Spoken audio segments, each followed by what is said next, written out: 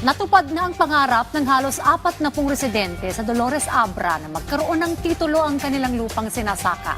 Sa ilalim ito ng handog titulo ng DNR at lokal na pamahalaan ng lalawigan. Yan ang ulat ni Breves Bulsao ng PTV Cordillera. Matapos ang ilang taong paghihintay na ibigay na sa 39 na residente ng Dolores Abra ang titulo ng kanilang sinasakahang lupa. Ito ay sa pamamagitan ng handog titulo ng Department of Environment and Natural Resources kasama ang Registry of Deeds at lokal na pamahalaan ng Dolores.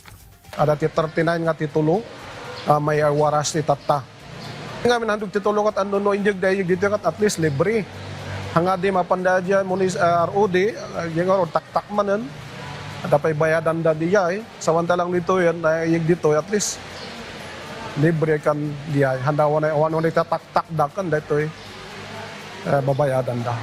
Importante nga iti maysa nga tao ket adda ti certificate of title na kasi daytoy iti makunkuna nga conclusive, absolute ken strongest proof of ownership.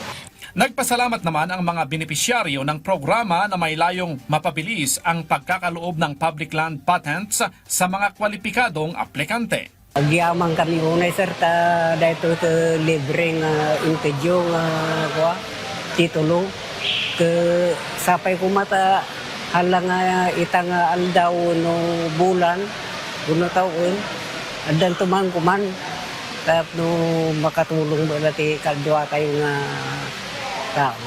Bukod sa handog titulo, isinagawa rin ng Provincial Environment and Natural Resources Office ang DENR Express. Nailapit ang serbisyong pangkalikasan sa mga residente kagaya ng community pantry o pamamahagi ng libreng binhi para maisulong ang tree planting at pangangalaga sa kapaligiran. Breves Bulsao para sa Bayan.